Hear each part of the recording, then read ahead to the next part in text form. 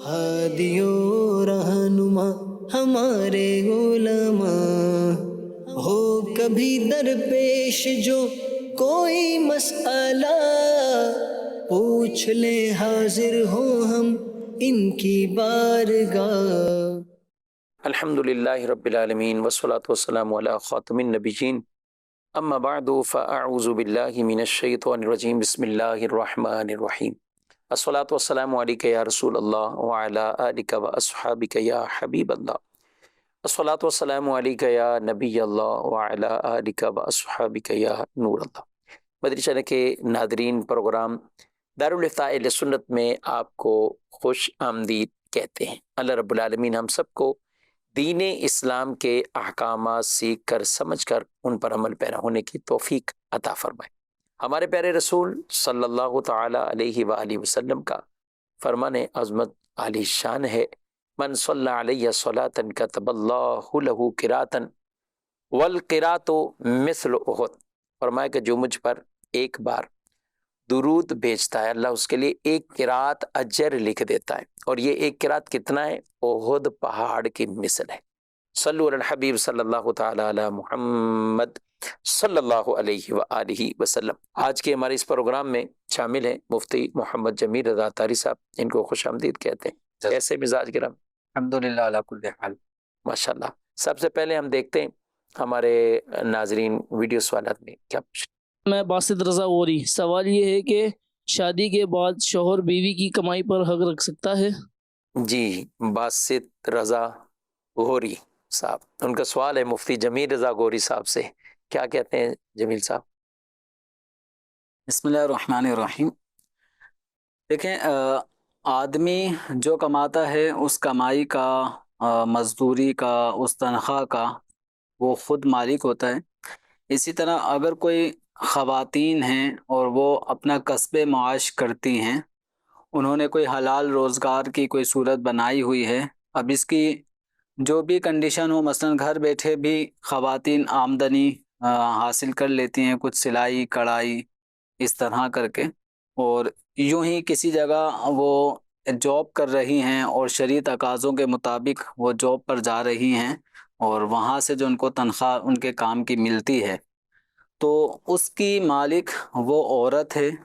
यानी अगर ये मियाँ बीवी के सिनेरियो में जो सवाल हुआ, तो अगर औरत किसी की ज़ौजा, अगर वो कुछ उन्हें इनकम हासिल होती है, उनकी हलाल मेहनत का उनको इवज़ एक उजरत सैलरी की सूरत में मिलता है, तो उसकी मालिक वो औरत है। ठीक। अच्छा, अब शौहर का अपनी बीवी की कमाई में कोई हक नहीं है। यानी यूँ समझ लें कि शरीयत मुताहरा ने आदमी के ऊपर तो ये लाजिम फरमाया है कि वो अपनी ज़ौजा को, अपनी अहलिया को नान नफ़का यानी खाने पीने के मामलात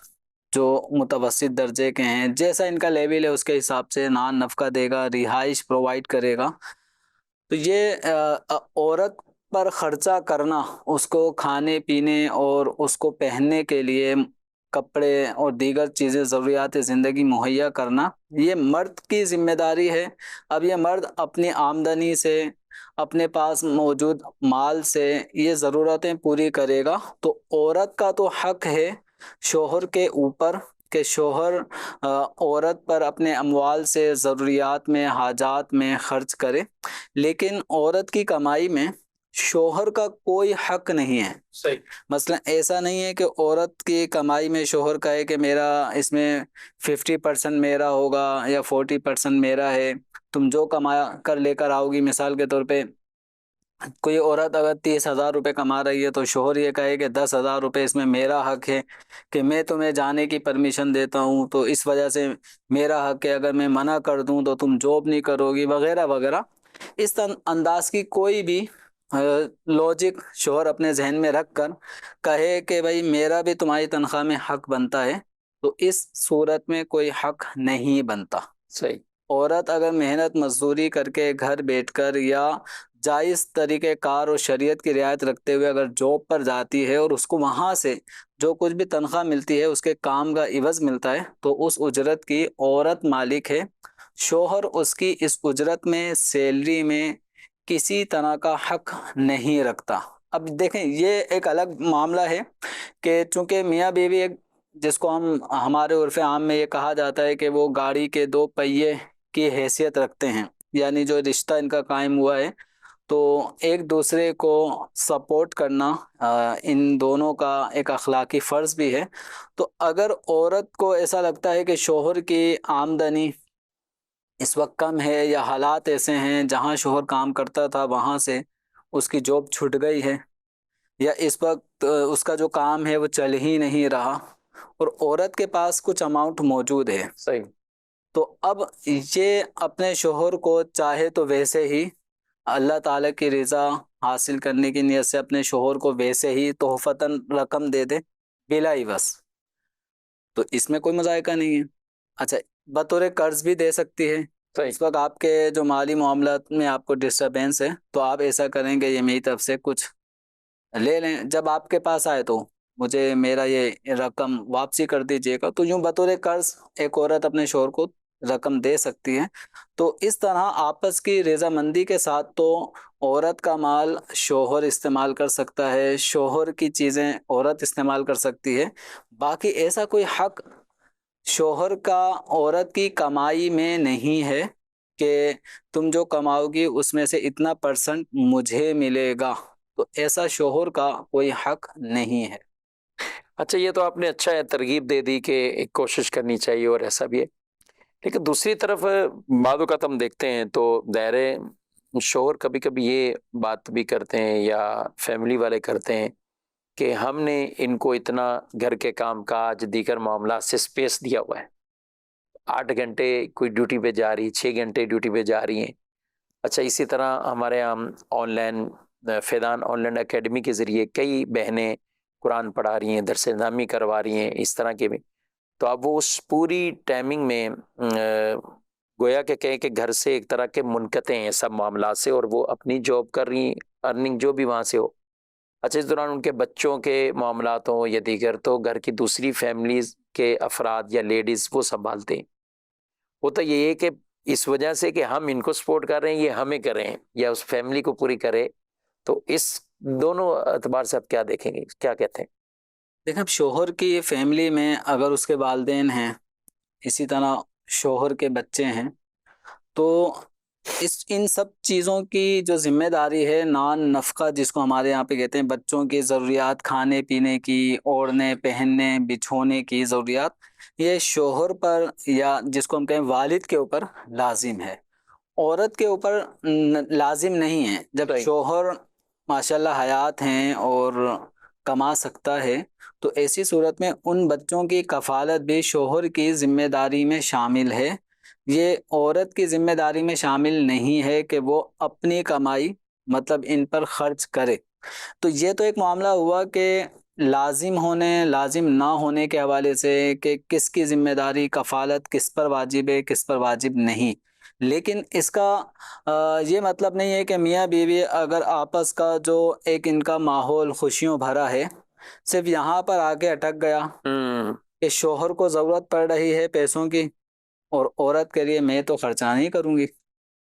تو اب یہ اپنے شوہر کی خوشی کے لیے یہ اپنے مال و اسباب میں سے اگر کچھ چاہے شوہر کو گفٹ کرنا بطور قرض دینا اس کے لیے جائز ہے، اور اسی طرح شوہر کا اس سے رقم لے کر اپنے اخراجات کر لینا اور بعد میں پھر اس کو لوٹا دینا، اس میں بھی کوئی مذائقہ نہیں ہے۔ صحیح، اگر ہم دیکھیں تو عورت جو جہیز کا سامان لاتی ہے، اب اس میں جہیز کا سامان لانے والی خواتین میں ان کے جو میکا ہے اس کا جو اسٹیٹس ہے اس کے مطابق عورتیں اپنے جب شادی کے موقع پر اپنے سسرال پہنچتی ہیں تو کم زیادہ اپنے حسب حال وہ جہیز کا سامان لے کر آتی ہیں۔ اب اس جہیز کے سامان میں ملکیت تو عورت کی ہے، جو بیڈ ہے، جو فرنیچر ہے، جو فریج ہے، اس طرح ایکس وائی زیڈ جتنی بھی اشیاء ایک عورت جہیز کے سامان میں لا رہی ہے، مالک وہ عورت ہی ہے، لیکن مالک ہونے کے ساتھ ساتھ کیا وہ اپنے شوہر کو ایسا کرتی ہیں کہ میرا بیڈ ہے اس بیڈ پہ نہیں بیٹھیں، یہ میرا دیگر ساز و سامان ہے ہوتا نا، تو چونکہ یہ سارا جہیز کا سامان ایک عورت اپنے شوہر کے لیے بالکل مباح الاستعمال کر دیتی ہے، آپ اس کو استعمال کریں، یعنی جس طرح میں کر رہی ہوں آپ بھی کریں، تو یعنی اس میں اپنائیت ہے۔ تو اسی طرح اگر شوہر یہاں تو یہ ہے نا، یہ چیزیں یہ تو بہت اچھی توجہ دلا رہے ہیں آپ کہ ہے ملکیت اس کا، عورت کا ملکیت، سب کچھ عورت کی ملکیت ہے، جو جہیز کا سامان ہے. تو یہ گویا کہ ہم یا دیگر جو افراد استعمال کر رہے ہیں، ظاہر ہے گھر کے افراد کرتے ہیں، تو یہ بھی ذہن میں رہنا چاہیے کہ اس کا معروف ہی استعمال ہو، بالکل، اور اچھے انداز سے ہو، کیونکہ گھر کے اگر دیگر کئی افراد ہوتے ہیں اور عورتیں بعض اوقات اپنے برتن یہ چیزیں کتنے ان کو سلیقے سے یا حفاظت کریں، اب کوئی دوسرا ایسا استعمال کرے تو وہ طبیعت پہ ناگوار گزرے گا کہ یہ اس کا استعمال کس انداز سے کر رہے ہیں. تو یہ ذہن میں بھی رہنا چاہیے کہ یہ جس کی ملکیت ہے، ہمارے لیے استعمال اس کا مباح ہوا ہے کہ ہم استعمال کریں، لیکن کریں معروف طریقے سے. تو اس میں یہ یعنی عورت کے جو اشیاء ہیں جہیز کی، وہ عورت اپنے سسرال والوں کے لیے، اپنے شوہر کے لیے یہ بالکل استعمال کی پرمیشن دے، اور جن لوگوں کو یہ استعمال کرنی ہے تو انہیں بھی خیال رکھنا چاہیے کہ ان کی بہو نے اگر اپنے جہیز میں سے کوئی جوسر مشین نکالی ہے اور وہ استعمال ہو رہی ہے، تو جو اس کا معروف طریقہ کار ہے استعمال ہو، استعمال ہونے کے بعد اس کو واپسی محفوظ طریقے سے رکھا جائے. اس کو بالکل رفلی استعمال کرنا کہ اب گویا اس کو نکالنا ہے جہیز میں سے، یہ برتن نکالنے ہی پڑیں گے، تو اس میں فضا جو نا جھگڑے والی نہیں ہونی چاہیے. عورت اپنے جہیز کا جو سامان لے کر آئی ہے وہ اپنے استعمال کے لیے، اصولاً تو اس کے والدین نے اس کے استعمال کے لیے دیے ہوتے ہیں، اور آگے چلنے وقت کے ساتھ ساتھ وہ اشیاء استعمال ہوتے ہوتے 8-10 سال میں تقریباً استعمال میں آ ہی جاتی ہیں، جو اسپیئر میں رکھی بھی ہوتی ہیں. لیکن اگر سسرال میں کسی آئٹم کی ضرورت پڑ رہی ہے تو عورت اس کو منع نہ کرے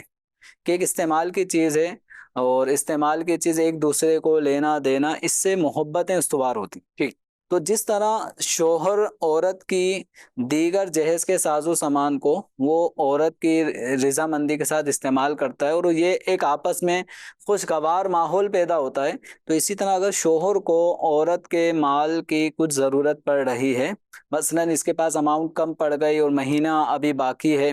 تو عورت اگر اتنی صاحب حیثیت ہے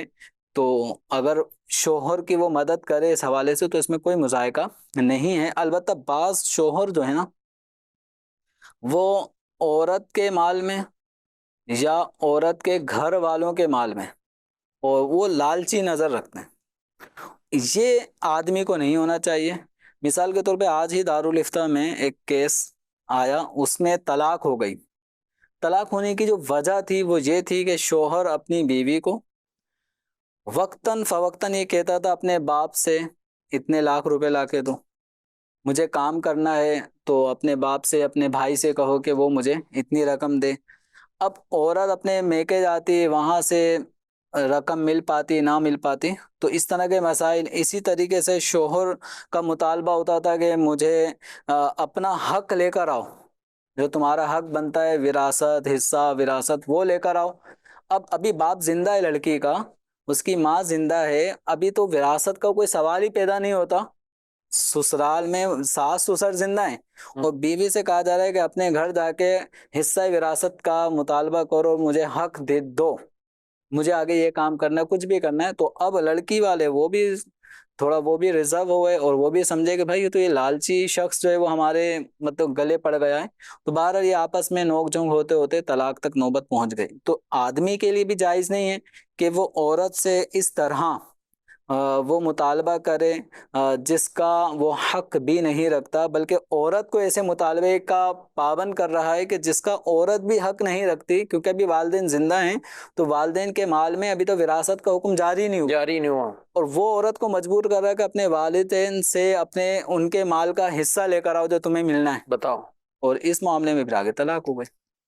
اور یہ اس طرح کے واقعات کئی جگہوں پر کئی بات کا مقروض ہو جاتے ہیں. کچھ اور ہو گئے شوہر نے، لیکن اس کو پتہ ہے اس کا بھائی کمانے والا اچھا ہے، والدین ہیں پیسے دے دیتے ہیں، بعض اوقات وہ دے بھی دیتے ہیں اس وجہ سے کہ چلو بیٹی کو وہاں سکون ہو، اور بیٹی والے کچھ خرچ کر بھی دیتے ہیں. لیکن اس کو اس زاویے سے نہیں دیکھا جاتا کہ وہ شوہر اور جو اس طرح کے ناجائز مطالبے کر رہے ہیں کہ ہم یہ کون سے مطالبے کر رہے ہیں. تو اس لیے ان چیزوں سے ناظرین کرام وہ ضرور ہمیں خود بھی خیال رکھنا ہے، جہاں مطالبہ بنتا ہے نہیں بنتا، اور کہاں شرعاً اسے ناحق وہ قرار دیا جائے اور ایک ظلماً وہ مال لیا جائے. اور کئی اعتبار سے اس پر رشوت کے احکامات بھی مفتیان اکرام نے اسے بیان فرمایا، تو ان چیزوں کا خیال رکھنا چاہیے۔ سوال ہے مفتی صاحب، ایس ایم ایس پہ آیا کہ اگر شوہر فوت ہو جائے، اولاد نہ ہو، تو بیوہ اور 2 بھائی پیچھے ہیں، بیوہ کو 1/4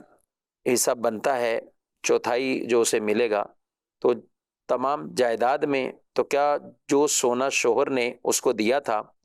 تو اس کا بھی 1/4 ہی اسے ملے گا، چوتھا حصہ ہی ملے گا، یا اس میں کوئی اس کو الگ تھلگ کیا کہتے ہیں؟ شوہر کا انتقال ہونے کی صورت میں اب شوہر کی ملکیت میں جو جو چیزیں ہیں وہ وراثت بن جائیں گی۔ صحیح۔ اچھا، اب وراثت میں چونکہ اولاد ہونے کی صورت میں بیوہ کا 8واں حصہ ہوتا ہے، اور اولاد نہ ہو یعنی شوہر کے ہاں اولاد نہیں تھی اور اس کا انتقال ہو چکا ہے، تو اب عورت کا 25% حصہ اس کے ترکے میں جائیداد میں بنے گا۔ اب رہا معاملہ وہ کہ جو شوہر نے اپنی اہلیہ کو مختلف ایونٹ پر، مختلف مواقع پر جو گفٹ دیے تھے، یعنی زیورات وغیرہ جو گفٹ دیے تھے،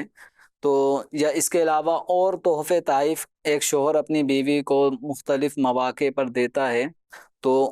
عورت کو جب اس کے ہینڈ اوور کر دیا، قبضے میں دے دیا، تو عورت اس کی مالک ہو گئی۔ تو جن زیورات کے، جن گولڈز کو شوہر نے عورت کو تحفہ دیا اور عورت نے قبضہ کیا، تو عورت کی ملکیت میں چلے گئے، اب وہ شوہر کی ملکیت سے نکل گئے۔ جب شوہر کی ملکیت سے نکل گئے تو اس میں شوہر کی وراثت جاری نہیں ہو، صحیح، یعنی اب اس میں یہ نہیں دیکھیں گے کہ ہمارے مرحوم بھائی نے آپ کو چونکہ یہ گولڈ دیا تھا 1 تو تولہ، وراثت میں بھی لہٰذا یہ 1 تولہ کو بھی آپ وراثت میں ڈالیں، اور وراثت کے حساب سے آپ کا جو چوتھائی حصہ بنتا ہے 25% آپ کو وہ ملے گا۔ یوں نہیں، جو چیزیں شوہر اپنی بیوی کو اپنی زندگی میں گفٹ کرتا رہا، اب وہ چاہے 1 ہوں یا 100 چیزیں ہوں، وہ سب کی سب عورت کی ملکیت ہوں گی، اور اس میں شوہر کی وراثت جاری نہیں ہوگی۔ البتہ شوہر کے انتقال کے وقت اس کی ملکیت میں اس کی جائیداد، منقولہ غیر منقولہ جو بھی اشیاء تھیں، ان سب میں عورت کا 25% حصہ بن جائے گا اگر شوہر کی اولاد نہیں تھی۔ ٹھیک ہے، اور یہ بھی بڑا ایک اہم ترین موضوع ہے۔ سوال تو اچھا ہے، لوگ اس طور پر پوچھ بھی لیتے ہیں اور ان کو ان کا حصہ دیا جاتا ہے، دینا چاہیے، لیکن جب اولاد نہیں ہوتی جمیل صاحب، اس بیوہ کے ساتھ ہمارے معاشرے میں بڑا عجیب سے بعض اوقات لوگ رنگ دکھاتے ہیں۔ یعنی اولاد ہو تو پھر تو یہی کہتے ہیں کہ ہمارے بھائی کے بچے ہیں، یہ ہیں وہ، تو ان کے ساتھ اکیلی بیوہ ہے، اولاد ہوئی نہیں، یا ابھی شادی نہیں ہے، یا جو بھی صورت ہے، اب اولاد نہ ہونے پر جو وراثت میں حصہ بھی اس کا زیادہ جائے گا۔ اچھا، اولاد ہو تو بیوہ کو 8واں حصہ ہوگا۔ 8واں حصہ ہے، یہاں چوتھا حصہ کل مال کا جتنی بھی ملکیت ہے، تو یہ بڑا بھاری پڑتا ہے یہ دینا۔ اور پھر آپ نے دیکھا ہوگا کہ یا اس طرح کے مسائل بھی کبھی کہ اب یہی بیوہ عدت گزر گئی اور 6 مہینے 8 مہینے مزید جو بھی ہوا، کوئی مناسب رشتہ ہوا، شادی کر لی، تو اب تو لوگ یہ کہتے ہیں شادی ہو گئی، اب تو اس کو کون سا حصہ دیں، اس کو تو حصہ دیا ہی نہیں جاتا، کیا کہتے ہیں؟ جب شوہر کا انتقال ہو گیا تو عورت وارث بنے گی، یعنی بیوہ عورت اپنے شوہر کے اموال میں، اس کے ترکے میں وارث بنے گی۔ بس اولاد ہونے اور نہ ہونے کا فرق ہوگا کہ شوہر کے ہاں اگر اولاد تھی تو اب اس کی جو بیوہ ہے وہ 8ویں حصے کی یعنی 12.5% کی مالک وارث بنے گی، اور اولاد نہیں تھی تو پھر 25% حصے کی وارث بنے گی۔ جب عورت وارث بن گئی بیوہ ہونے کے اعتبار سے، جب وہ اپنے مرحوم شوہر کے ترکے میں 8ویں حصے کی وارث بنی یا چوتھے حصے کی وارث بنی، تو اب اس کا یہ حصہ ختم نہیں ہوگا، ساقط نہیں ہوگا، چاہے وہ شادی کرے یا نہ کرے۔ تو یہ جو ہمارے معاشرے میں یہ جو مشہور ہے کہ اب اس بیوہ عورت نے تو آگے کہیں اور شادی کر لی، کہیں اور شادی کرنے کا یہ مطلب نہیں ہے کہ اس کا اپنے مرحوم سابق شوہر کے ترکے میں سے حصہ ختم ہو گیا ہو۔ اس طرح حصہ وراثت ختم نہیں ہوگا، عورت شادی کرے یا نہ کرے اس کا اس کے حصہ وراثت سے کوئی تعلق نہیں ہے۔ تو اس کا بعض لوگ یعنی شادی ہونے نہ ہونے کے اعتبار سے دیگر چیزوں میں تو فرق آ سکتا ہے۔ مثلا ایک عورت جب تک کسی شخص کے نکاح میں تھی تو اس کی ضروریات کا خیال رکھنا، نان نفقہ، یہ شوہر پہ لازم تھا۔ طلاق ہو گئی، طلاق ہونے کے بعد عدت کا خرچہ، عورت عدت شوہر کے گھر میں گزارے، اس حساب سے عدت کا خرچہ شوہر پہ لازم ہے۔ لیکن جب عدت کمپلیٹ ہو گئی تو اب شوہر کا ذمہ نہ رہا. اب یہ عورت اپنے میکے میں آ گئی تو اس کے جو والد ہیں، اس کے جو بھائی ہیں، ان کے اوپر اس کی ضروریات کا خیال رکھنا. اگر عورت کے اپنی ملک میں کوئی مال و اسباب نہیں ہیں تو وہ اس کی ضروریات کا خیال رکھیں گے. جب اس کا نکاح ہوگا تو پھر دوسرے شوہر. تو یہ نان نفقے کا جو معاملہ ہے نا، اس کا تعلق تو نکاح ختم ہونے، عدت ختم ہونے سے اب یہ سابق شوہر سے، اس کے گھرانے سے اس کا تعلق ختم ہو چکا ہے. لیکن وراثت کا جہاں تک معاملہ ہے، یہ وراثت کسی بھی عورت کا شوہر انتقال کر جائے تو وہ اپنے شوہر کے ترکے میں جو اس کا شرعی حصہ ہے اس کے مطابق وارث بنے گی. اور یہ اپنے حق سے اس کو جو محروم کرنے کا ہمارے یہاں پہ سلسلہ چل پڑا ہے، تو یہ بہرحال ایک ناحق طریقہ کار ہے. اور عورت کے اس حصہ وراثت کو نہ دینے کی صورت میں عورت کے ساتھ ظلم، زیادتی، شرعی حدود کی پامالی ہے جو کہ ناجائز ہے. تو اب اسی طرح بعض اوقات جیسے شادی کے کچھ عرصے بعد ہی اگر شوہر کا انتقال ہو جائے تو اس عورت کو پتہ نہیں کس نظر سے لڑکے کے گھر والے دیکھ رہے ہوتے ہیں کہ اس کے آتے ہی یوں ہوا، ہمارا لڑکا پہلے ایکسیڈنٹ ہو گیا، وہ بیچارہ اس سے نکلا، اس کی جاب چلے گئی. تو یعنی وہ یہ ثابت کرنا چاہ رہے ہوتے ہیں کہ گویا اس لڑکی کے آنے نحوست ہے معاذ اللہ، خاندان جو ہے نا ڈسٹرب ہو گیا. تو کسی شخص میں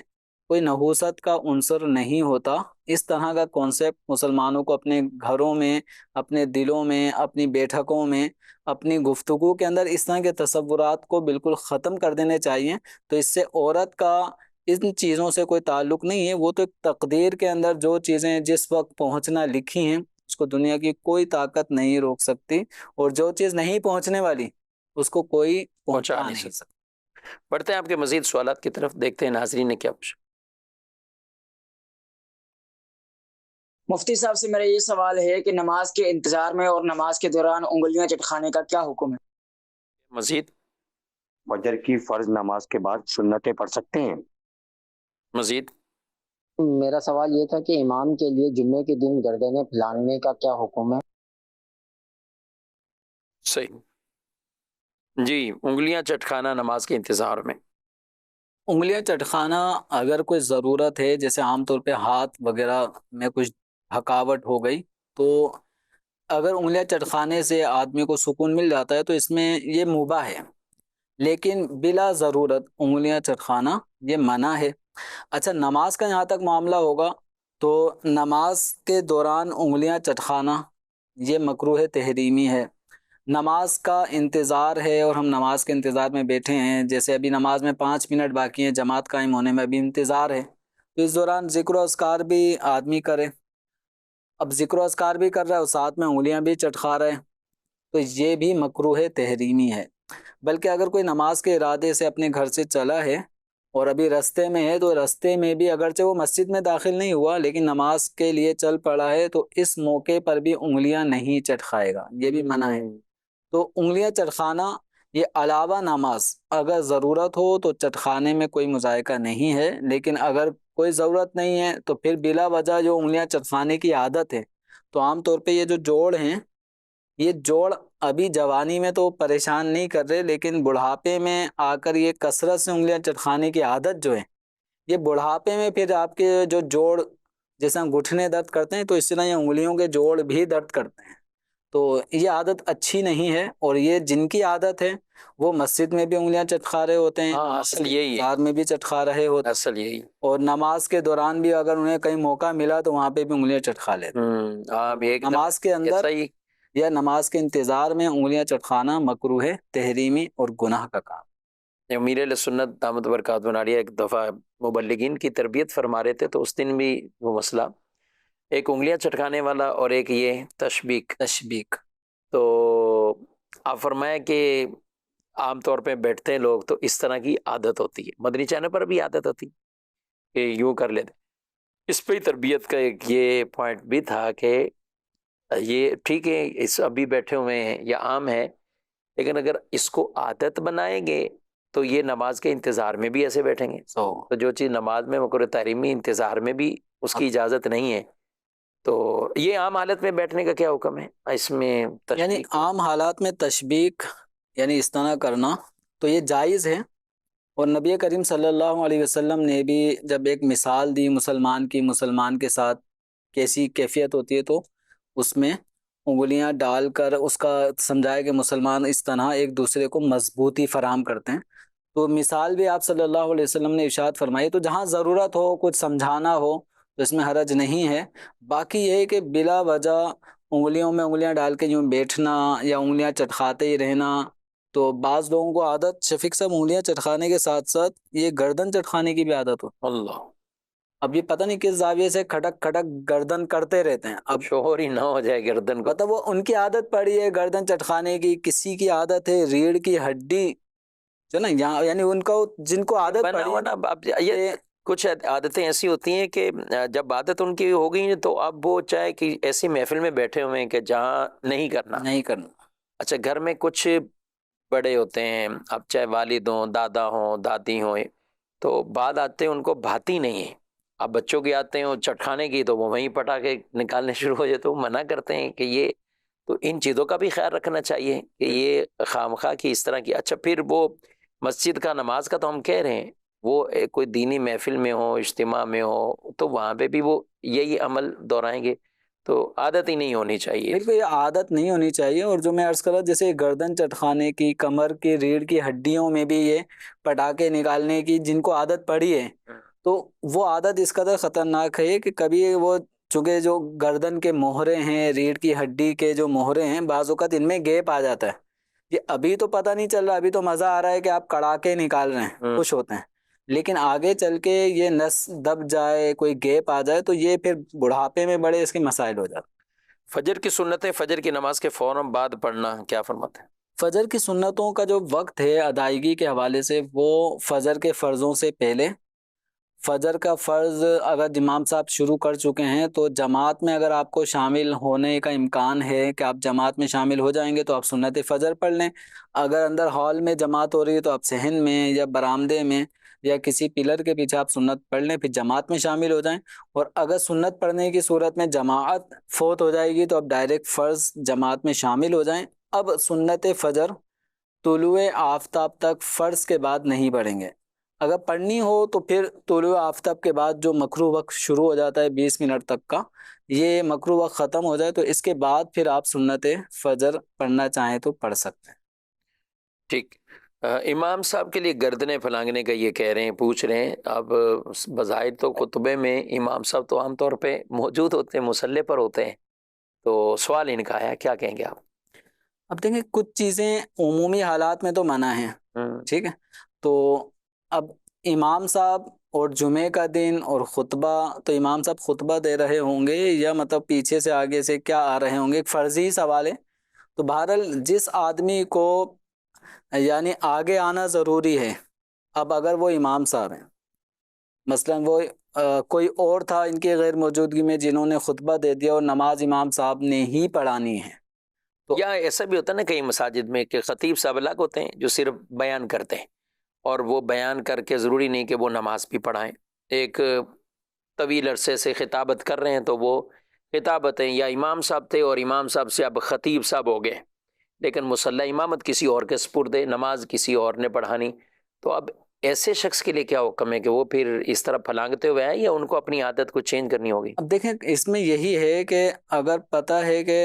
امام صاحب آگے موجود نہیں ہیں، پیچھے موجود ہیں اور وہ آئیں گے، تو اس موقع پر جو مسجد میں صف میں بیٹھے ہوئے افراد ہیں ان کو بھی تھوڑا سا اسپیس رکھنا چاہیے، تاکہ اگر کوئی امام صاحب کو پیچھے سے آگے صفوں میں آنے کی اگر ضرورت پڑ رہی ہے تو کندھا نہ پھیرانگا جائے۔ اور اگر ایسے کہ صف بن گئی ہیں اور آگے امام صاحب کسی بھی وجہ سے پیچھے تھے اور اب انہیں آگے آنا ضروری ہو رہا ہے، تو پھر یہ مقتدیوں کو ہاتھ لگائیں، مقتدی خود ہی جگہ ان کو دے دیں تاکہ کندھا نہ پھیلانگا جا سکے، کہ کندھا پھیلانگنے میں یعنی آپ دو شخصوں کے بیٹھنے کے دوران ان کے کندھے کی طرف سے آپ پاؤں آگے لا کے یوں کر رہے ہیں، تو آگے والا پاؤں تو ہو سکتا ہے آپ نے بچت کر کے گزار دیا، لیکن پچھلا پاؤں وہ تو ہو سکتا ہے کسی کے سر پہ لگے، کسی کے کندھے پہ لگے، منہ پہ لگے، تو یہ طریقہ غلط ہے۔ تو اس لیے امام صاحب اگر پیچھے ہیں تو آگے سے ہی کسی کو کہہ دینا چاہیے کہ امام صاحب کے لیے جگہ تھوڑا کشادہ کر دیں تاکہ وہ آگے آ جائیں۔ اب یہ تو ہو گیا آپ نے، تو امام صاحب کو کیا چاہیے جب ہے یہ سب موقع، واز ہو رہے ہیں، بیان ہو رہے ہیں، اور اب آپ سنتیں پڑھنی، تو ایسے امام صاحب کو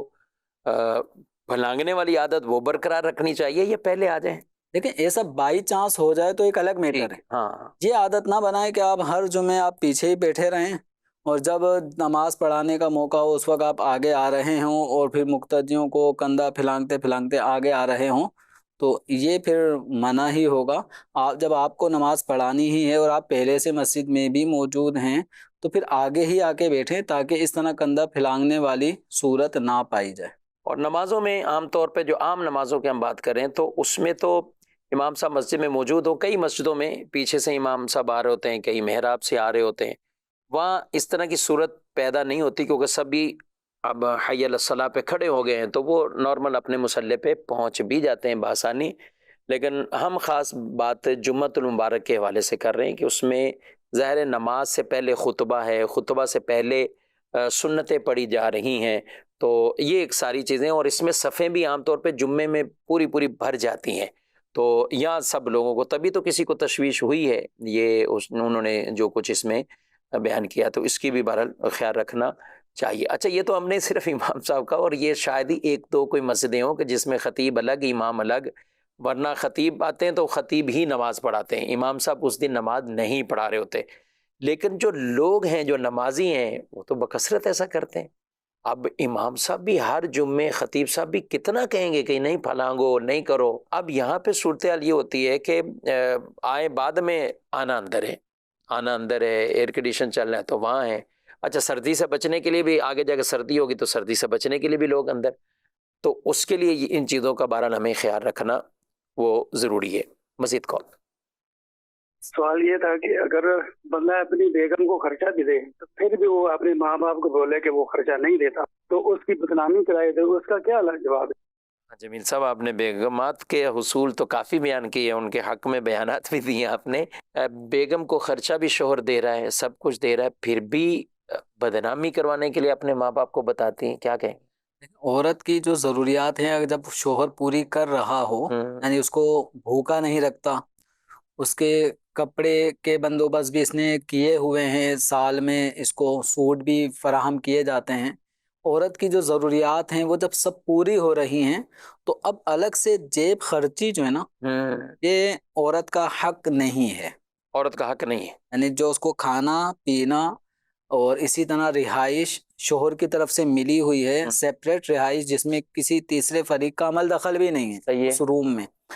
یہ عورت کے لیے جو حقوق ہیں جو شوہر پہ لازم ہے، شوہر یہ سارے حقوق ادا کر رہا ہے. اب اس کے علاوہ الگ سے جیب خرچی بھی شوہر دے 5,000 10,000 جتنے بھی حسب حال، تو یہ شوہر پہ لازم نہیں ہوتا. لیکن شوہر پھر بھی اپنے اس شادی کی لائف کو خوشگوار رکھنے کے لیے عورت کو اگر جیب خرچی کے طور پہ کچھ نہ کچھ اماؤنٹ دے رہا ہے تو عورت کو چاہیے بخوشی اس کو قبول کرے. اور آج کل کے جو حالات ہیں بے روزگاری، اس کو اگر سامنے رکھیں اور کس انداز سے ایک آدمی دوڑ دھوپ کر کے کما کے لاتا ہے، اب اس میں اگر وہ اپنے حسب توفیق حسب حال الگ سے کھانے پینے ان ضروریات کے علاوہ الگ سے اگر جیب خرچی دے رہا ہے، بالفرض 1,500 دے رہا ہے، 2,000 دے رہا ہے، اب عورت اس میں بھی کہے کہ یہ مجھے بہت کم دیتا ہے، ہاتھ تنگ رکھا ہوا ہے، تو یہ پھر عورت کو اس طرح کی چیزیں نہیں کرنی چاہیے. یہ چھوٹی چھوٹی سی باتوں کو لے کر اپنے گھر کو ختم کرنے کی طرف نہیں جانا چاہیے. چھوٹی چھوٹی باتیں پھر اپنے ماں باپ کو آگے جا کے شکایتیں لگائیں گی، پھر وہ داماد کی کلاس لیں گے، تو اس کا مطلب یہ ہے کہ یہ پھر لائف ڈسٹرب ہو رہی ہے. اور اس میں تو گھر والوں کو بھی سمجھانا چاہیے، یعنی اگر کسی کی بیٹی یا بہن اس طرح کی شکایات کرتی ہیں تو وہ اپنے گھر کو بھی دیکھ لیں کہ ہمارے گھر میں بھی جو بہویں ہیں ہم ان کے ساتھ کیا ہیں، کس انداز سے. ٹھیک ہے بعض اوقات کسی کے یہاں بہت کھلا ہاتھ ہوتا ہے، آمدنی بھی اچھی ہوتی ہے، صحیح، لیکن یہ بھی ان بھائیوں پر یا ان والدین پر ایک تربیت کا حصہ ہے کہ اپنے بچیوں کو جو رخصت کیا ہوا ہے ان کو یہ بھی سمجھائیں کہ ان چیزوں میں صبر شکر کے ساتھ یہ معاملات چلائیں، اور اس طرح کی ناشکری والی بات نہ کریں یا ایسے کلمے نہ کہیں کہ جس کی وجہ سے ان کو تکلیف پہنچے. دونوں طرف کے بہرحال ہمیں چاہیے، شوہروں کو بھی چاہیے وہ بھی خود دیکھ لیں، بلا وجہ کے ہاتھ تنگ نہ کریں، اور جتنا بھی خرچ کریں گے یہاں تو صدقات کے فضائل ہیں باقاعدہ، یہ صدقے کے اندر وہ جاتا ہے. مطلب یہ ہے کہ اس کی فضیلت ملے گی، ثواب ملے گا۔ تو خوش دلی کے ساتھ دسترخوان کی وسعتیں کئی روایات میں خاص ایام کے حوالے سے ہیں، تو ہمیں ان کا بھی خیال رکھنا چاہیے، اور اولاد اور بیویوں ان کو ہے کہ اپنے شوہر کے اس حوالے سے تو شکر گزار ہی بنے۔ اور پیسہ کمانا آسان کام نہیں ہے ناظرین کرام، جو باہر پیسہ کمانے جاتے ہیں شاید ہو سکتا ہے وہ اپنے روزانہ کے دکھ درد گھر پہ آ کے شیئر نہیں کرتے، وہ آ کے اپنی بیویوں بچوں کو یہ نہیں کہتے کہ ہمارے ساتھ آج کیا کیا ہوا ہے،